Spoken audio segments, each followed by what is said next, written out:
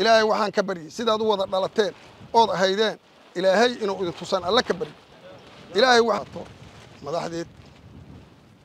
أما dhaqan ha ahaato ama culummo ha ahaato ama dhalinyaro ha ahaato hadda waxay ila tahay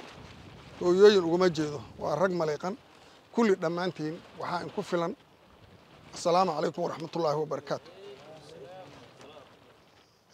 waxay ila tahay arrintaan waa arrintii la isu sugayay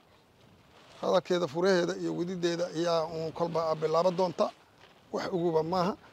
haddii sheekha wacdigiisa kuwii qaata allaha naga dhigo wuxuu ka hadlay sidii ama aakhira fiicneed ama adduunka fiicneed kuwii qaata allaha naga dhigo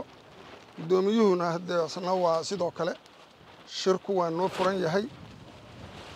ha noo furaadee inaan ka duceeyaan rabaa ducadan waxaan rabaa inaan wax yar ka hormarsado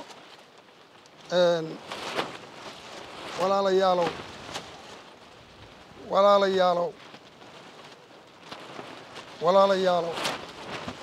sidee la yahay waa la og yahay dhaliyada waa la yaqaan intaan waa istaqaanaa derisnimada waa la yaqaan waxaa la yidhi labadii dhaxal ku duraya dhaliyadiinu maxay isu jirtaa lama yidhaahdo labada beelood oo maanta meeshaan loo soo fadhiisto laba jufo walaalaha ayaguna waa og yihiin islaamkuna waa og yahay annaguna waa ognahay intay isu jiraan iyo sida ay dhaliyadoodu tahay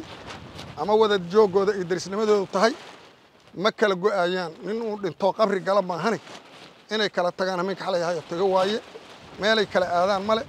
waa say u wada dhasheen waa isku carshin iyo isku ceel iyo isku guri iyo isku meel dhaliyadoodiya sidaa ahayd waxaad ku xisaabtantaan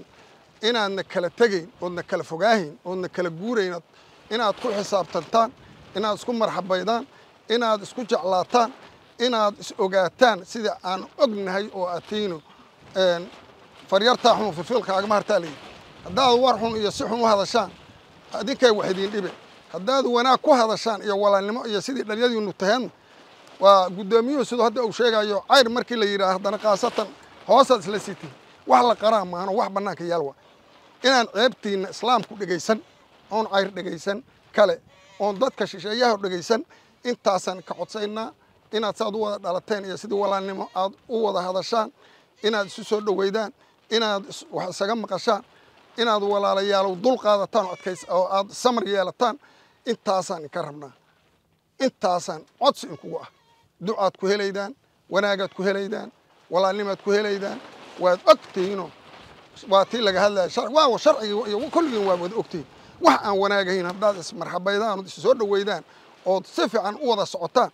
waad ogtihiinoo wanaagaad ka helaydaan laakiin dhibaato iyo colaad iyo shido wixii laga helo ama adduunka laga hela ama aakhira laga helaa kurtin waad ogtihiin meesha wanaagu ku jiro maanta inaadna dhaafinaan kugu ducayahaynaa